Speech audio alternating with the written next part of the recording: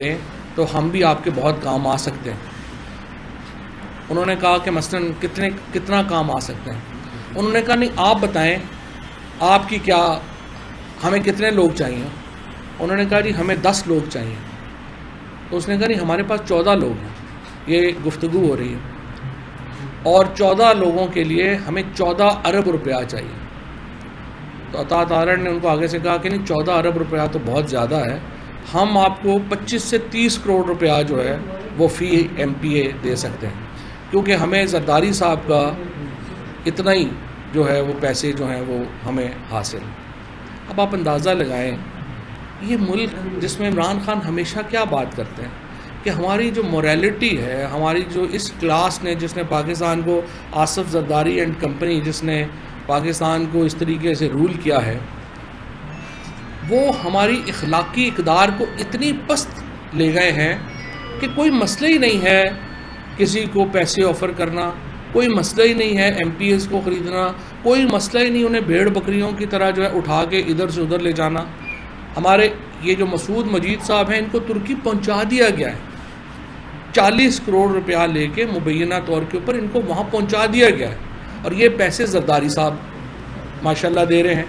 अब ये जरदारी साहब कौन है? जरदारी साहब ये पैसे को बाप के पैसे नहीं दे रहे, ये सिंध हुकूमत का पैसा है। आपने अभी देखा कराची में जो हालात हुए, वहाँ पे इनके पास नाले खोलने के लिए पैसे नहीं हैं, MPA ख़रीदने के लिए 40-40 करोड़ रुपया जो है वो आसिफ जरदारी यहाँ पे दे ही जा रहा है। और एक तमाशा लगा हुआ है, सुप्रीम कोर्ट और अदालतें, इलेक्शन कमीशन से तो खैर किसी खैर की उम्मीद ही नहीं है। इलेक्शन कमीशन तो एक बिल्कुल ही एक ऐसा इलेक्शन कमिश्नर वहाँ पे बैठा हुआ है जिसमें कोई शर्म हया ही नहीं है, जिसने बाकायदा एक प्लानिंग के तहत सेनेट में ख़रीदो फरोख्त, जब सुप्रीम कोर्ट ने कह दिया कि आप ट्रैक डाउन करें कि सेनेट में ख़रीदो फरोख्त जो हुई, इलेक्शन कमीशन ने उसके ऊपर 1 इंच नहीं हिला। इतने ये इन्होंने बेशर्मी का मुजाहरा किया। अगर इलेक्शन कमीशन ने उस वक़्त एक खुलेआम जिस तरह से वोटें बिक रही थी उसको रोका होता, पाकिस्तान को बेहतर आज माहौल मिलता। कोई जमहूरियत इस सिस्टम में काम नहीं कर सकती कि आप अपोजिशन में हों, आप अरबा रुपया लगाएं, हुकूमत में आएँ, फिर ठेकों से अरबों रुपया आप दोबारा जो है वो वापस कमा लें और फिर अपने इक़्तिदार को दवाम बख्शने के लिए वो पैसे खर्च करना शुरू कर दें। ये जो विशियस सर्कल है सियासत का पाकिस्तान में, अगर इसको हमने ना तोड़ा, पाकिस्तान में जमहूरियत कहीं नहीं जाएगी। ये जमहूरियत का कोई मुस्तकबिल ही नहीं है पाकिस्तान में, ख़ुसूसन पार्लिमानी जमहूरियत का कोई मुस्तकबिल नहीं है अगर इस तरह से पाकिस्तान में लेन देन होने हैं, इस तरीके से पाकिस्तान में पैसे जो हैं वो बांटे जाने हैं। आप अंदाज़ा लगाएं कि 35 करोड़ रुपया जो है वो एक MPA को ऑफ़र हो रही है कि आपने करना क्या, आपने बाहर चला जाना है। किसी को दुबई में होटल्स बुक करा के जो है वो दे रहे हैं, किसी को तुर्की में होटल्स बुक करा के दे रहे हैं। ये किस किस्म की पाकिस्तान में हम ये मुआशरा तश्कील देना चाहते हैं, ये किस तरीके से हम ये मुल्क जो है उसको आगे लेके जाना चाहते हैं। कल हम ये एफिडेविट सुप्रीम कोर्ट में जमा करवाएंगे। उसके बाद हमारी जो अर्ज़दाश्त ये है, हमारी दरख्वास्त ये है और हमारा मुतालबा ये है कि फ़ौरी तौर के ऊपर सुप्रीम कोर्ट जो इलेक्शन लॉज के मुताबिक जो इल्लीगल मीन्स इख्तियार करने का केस है, सेक्शन 171 है, 174 है गालिबन, उनके तहत आसिफ जरदारी को, अता तारड़ को फ़ौरी तौर के ऊपर गिरफ़्तार किया जाए, राना सनाउल्लाह को। इन 3 लोगों को, आसिफ जरदारी इनका सरगना है इस वक्त, क्योंकि पैसे फ़ंड्स की प्रोविजन जो है वो जरदारी की तरफ से आ रही है। इस शख्स ने तो भुट्टो फैमिली का पहले जो है वो बेड़ा गर्क कर दिया है, पीपल्स पार्टी का बेड़ा गर्क कर दिया है, फिर नून लीग को इधर फंसाया है और अब उसको पंप कर रहा है, पैसे उसमें पंप कर रहा है। हम ये मुतालबा करते हैं तहरीक इंसाफ की तरफ से कि सुप्रीम कोर्ट इस मामले की डिटेल इंक्वायरी करे और उसके बाद आसिफ जरदारी, राना सनाउल्लाह और अता तारड़, इन तीनों को गिरफ़्तार करके जेल में डाला जाए और इनके ऊपर इलेक्शंस में ख़रीदो फ़रोख्त के इल्ज़ाम में मुकदमा चलाया जाए। अब ये तो मामलात हैं जो हमारे सामने हो रहे हैं, हमें नहीं पता और कितने MPAs हैं जिनके साथ राब्ता जो है वो किया गया है, हमें नहीं पता और कितने लोग हैं जिनको इस वक्त ऑफ़र्स दी जा रही हैं। लेकिन ये बात मैं वाज़ेह तौर पे बता दूं कि कोई भी MPA या कोई भी शख्स आपने किसी तौर के ऊपर भी जो यहाँ पर बददियानती में मुलव्वस होगा, पाकिस्तान के अवाम उन्हें माफ़ नहीं करेंगे। पाकिस्तान के अवाम कभी भी इस गैर अखलाकी सियासत को बर्दाश्त नहीं करेंगे। पाकिस्तान के अवाम किसी तौर के ऊपर भी इस ख़रीदो फ़रोख्त को बर्दाश्त नहीं करेंगे और इस तरह के हथकंडों से आप पाकिस्तान में एक और अपने ख़तरात को दावत दे रहे हैं। पाकिस्तान की मईशत का पहले ही हाल हमारे हर हालत में हुकूमत से चिमटे रहने का जो इस वक्त सिलसिला है ये बंद होना चाहिए और मैं मुतालबा करता हूँ कि ये कार्रवाई फौरी हो और इंश्योर करे सुप्रीम कोर्ट कि पंजाब में जो चीफ़ मिनिस्टर का इलेक्शन है वो कानून के मुताबिक हो और मुकम्मल इंसाफ के तकाजे इसमें पूरे किए जाए। साहब ये बता दें कि जिस तरह चौधरी शुजात हुसैन ने आज वाज़ेह ऐलान कर दिया है उसके बाद भी आप समझते हैं कि मज़ीद साजिशों की तवक्को है आप लोग? शुजात साहब के इनकार के बाद ही तो रेट बढ़ा है।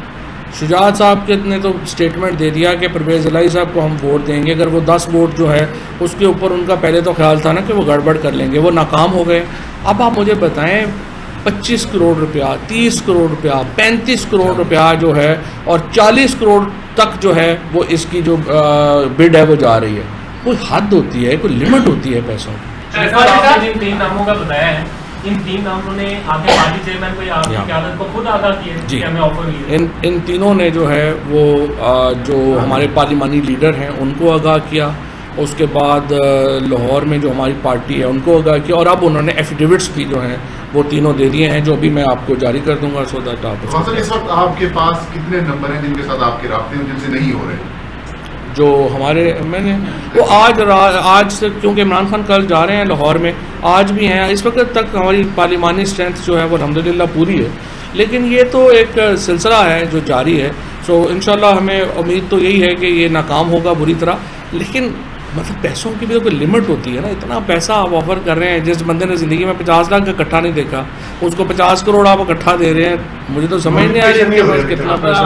फारूकी साहब ये बताते हैं जो बयानिया था इमरान खान साहब का जो इतनी छोड़ो कर लोगों के खिलाफ, अब आप समझते हैं टाइम भी कम है ज़्यादा पंजाब के इलेक्शन के हवाले से, तो पहरा ज़्यादा देना पड़ेगा पार्टी ने? पहरा तो बहुत ज़्यादा देना पड़ेगा। अगर कीमत इतनी ज़्यादा लगा देंगे, पैसे इतने ज़्यादा लगा देंगे, देखिए ना ये जिस तरीके से कर रहे हैं जरदारी एंड कंपनी, इनका मसला ये है कि ये हर हालत में हुकूमत से चिमटा रहना चाहते हैं। हुकूमत से क्यों चिमटा रहना चाहते हैं? क्योंकि इनको मंथलियाँ आ रही हैं। आपने जरदारी का ज़रा केस उठा के देखें ना जो फेक अकाउंट्स का है, इनको तो हर हफ्ते जो है वो करोड़ों अरबों रुपये जो है इनके अकाउंट्स में जाते हैं। हर ठेकेदार जो है वो इनको इनका हिस्सा पे कर रहा है। ये तो एक तमाशा लगा हुआ है इस मुल्क में। सो इसके ऊपर जो है हम तो सुप्रीम कोर्ट ही एक इदारा है जिससे आप तवक्को करते हैं कि वो आगे इसके ऊपर जो है वो शफाफियत यकीनी बनाएगा और कतई तौर के ऊपर इजाज़त नहीं देगा कि इलेक्शन इस माहौल में हो। तो सब ये कहिएगा कि नंबर गेम जो है वो बड़ा क्लोज है और ऑफर बड़ी ऊपर जा रही है दिन ब दिन। आप क्या तवक्को करते हैं कि परवेज़ इलाही साहब को आप वज़ीर आला बनाने में कामयाब हो जाएंगे या आप भी 50-50 पे? नहीं, परवेज़ इलाही साहब को हम वज़ीर आला तो बना देंगे। वो इंशाल्लाह नंबर गेम तो हमारी बहुत कंफर्टेबल है। इस वक्त नून लीग के पास तो 176-178 के करीब लोग हैं। हमारे पास इस वक्त जो है वो 188 लोग हैं और अगर ये 2 रिकाउंटिंग कल हो जाती है तो फिर इंशाल्लाह ताला हम जो है वो 189 के ऊपर भी जा सकते हैं और फिर 190 के ऊपर भी जा सकते हैं। तो नंबर गेम में हमें प्रॉब्लम नहीं है, बट ये बात आवाम के नोटिस में लाना ज़रूरी है, आप मीडिया के नोटिस में लाना ज़रूरी है कि आप देखें इस तरह से अगर इस मुल्क में जमहूरियत चलनी है, इस तरह से इस मुल्क में आपने इस तरह से एक अंबार लगा देने हैं पैसों के। आप पैसे हुकूमत से में हों, आप रिश्वत लें, पैसे कमाएं, फिर आप उनसे हुकूमत ख़रीद लें। ये सिलसिला तो ख़त्म होना चाहिए। गए थे आपके मेंबरान थे, वो आगे जी वो आगे साहब और सर पहले सिंध हाउस में मंडी लगी, अब सिंध वाले पंजाब में पहुंच गए। क्या ये जो रवायती सियासी जमातें हैं ये पाकिस्तान को श्रीलंका वाला माहौल करना चाहते हैं कि अवाम इनके खिलाफ निकले? देखिए मसला ये है कि इनका ये अवाम को कुछ समझते नहीं है। सबसे बड़ा मसला भी यही है कि इनके नज़दीक अवाम की कोई अहमियत और हैसियत नहीं है। लिहाजा वो जब भी ये बात होगी वो आप देखेंगे कि उनकी प्रायोरिटी में अवाम नहीं आते। बहरहाल हमें तो देखें ना, तवक्को हमें सुप्रीम कोर्ट से हमें ये है कि अगर सिंध हाउस में होने वाली ख़रीदारी का उस वक़्त नोटिस ले लिया गया होता तो पाकिस्तान में हालात बेहतर होते। इस सेनेट में अगर जो कुछ हुआ उसका इलेक्शन कमीशन नोटिस ले लेता, हालात बेहतर होते। आज फिर एक तमाशा लगा है, आज फिर एक मंडी लगी है। हमारे इदारे कब तक जो है वो इसको बगैर किसी कार्रवाई के जो है वो जाने देंगे? सवाल तो ये क्या, और आसफ जरदारी को, अता तारड़ को, राना सनाउल्लाह को 100% जेल के पीछे होना चाहिए इस ऑफेंस में, ताकि मिसाल बने पाकिस्तान के लोगों के लिए और जमहूरियत के लिए कि कोई शख्स ये जुर्रत ना करे आइंदा इस तरह की खिलाफवर्जी। आपके अरकान जो है मुखरिफ भी हो रहे हैं, पैसे भी ले रहे हैं, वजूहात से क्या क्या पीटीआई की जो गलत पॉलिसी है इस तरह आप लोगों ने टिकट जो है गलत लोगों को देख लो मुखरिफ हो रहे हैं, या फिर जो है परवेज इलाही को वज़ीर का जो है वो कर रहे हैं? तो सवाल ये कि जिन अरकान से बात हुई है, क्या उनके फ़ोन रिकॉर्ड जो है वो भी आप पेश करेंगे अदालत में? फ़ोन रिकॉर्ड भी उनके पेश कर देंगे, फ़ोन रिकॉर्ड भी दे देंगे। लेकिन असल बात यह है कि ये देखें, ये आप जो कह रहे हैं ना टिकट गलत दे, आपने मुआशरे से लोग लेने हैं ना, वो हम फरिश्ते कितने ढूंढे हम, हर बंदा फरिश्ता तो नहीं होता। जब आप टिकट दे रहे हैं आप उसकी क्वालिटी देखते हैं, लेकिन दूसरी तरफ जब इतना बड़ा पैसा ऑफर हो रहा हो तो आप मुझे बताएं कितने लोग जो है उसको सस्टेन कर सकते हैं। सुप्रीम कोर्ट में तो आप जा रहे हैं, अब 22 को इलेक्शन है, कम वक्त बहुत थोड़ा है, सर अब कैसे आप इसको मेक श्योर कैसे करेंगे कि एक बंदा आपका तुर्की चला गया, बाकियों को किस तरह कंट्रोल करेंगे? आप मैकेनिज्म बनाए? मैकेनिज्म बनाए हैं हमने, अपने चेक्स बनाए हैं, लेकिन देखें हम इसमें इस मामले में हम अकेले पार्टी नहीं है, सबसे बड़ा स्टेक होल्डर पाकिस्तान के अवाम है, और इसीलिए आपके तवज्जुह से पाकिस्तान के अवाम के सामने हम अपना मुकदमा रख रहे हैं।